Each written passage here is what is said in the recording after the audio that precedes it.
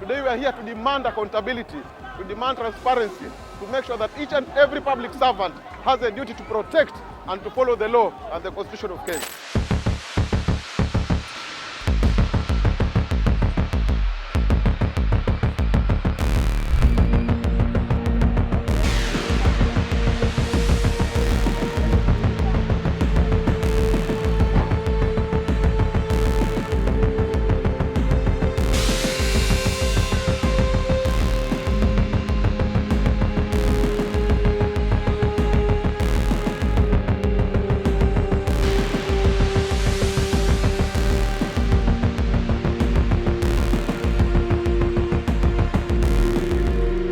What started as a memorial march has turned into one of Kenya's bloodiest days in recent memory.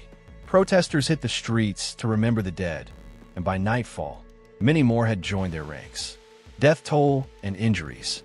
At least 16 people have been killed and over 400 injured during violent anti-government protests across Kenya. The unrest broke out on Wednesday as thousands gathered to honor more than 60 protesters who died in last year's rallies. Amnesty Kenya's executive director, Arson, said the deaths were confirmed by the Kenya National Commission on Human Rights. He added, most of the victims were shot by police.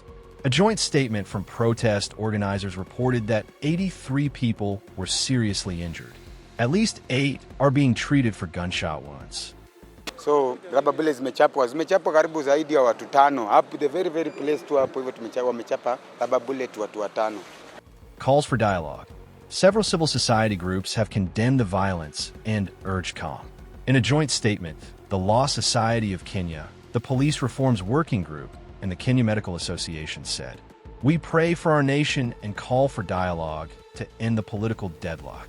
Faith Odhiambo, president of the Law Society of Kenya, added, "We face a sad reality where more people are dying while demanding justice for those already lost. Our hearts go out to all victims of ongoing police brutality." Police clampdown in Nairobi.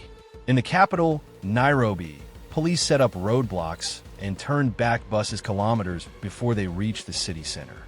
Key government buildings, including Parliament and the President's residence, were sealed off with razor wire.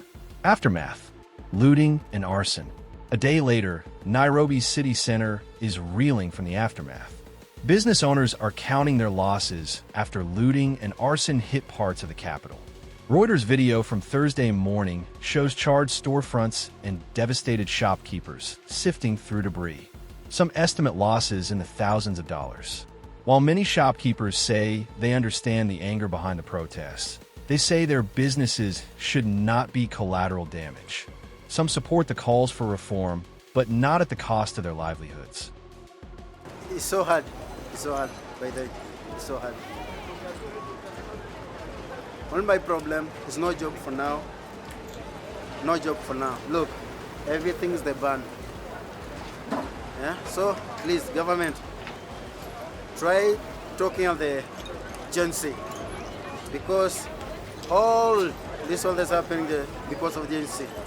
So the Gen Z, just try to sit down then to talk to the government. Trigger for fresh protests. This week's renewed protests were sparked by the recent death of a blogger in police custody, reigniting public outrage. The protests, meant to honor victims from last year, have instead opened fresh wounds, with no sign yet of resolution.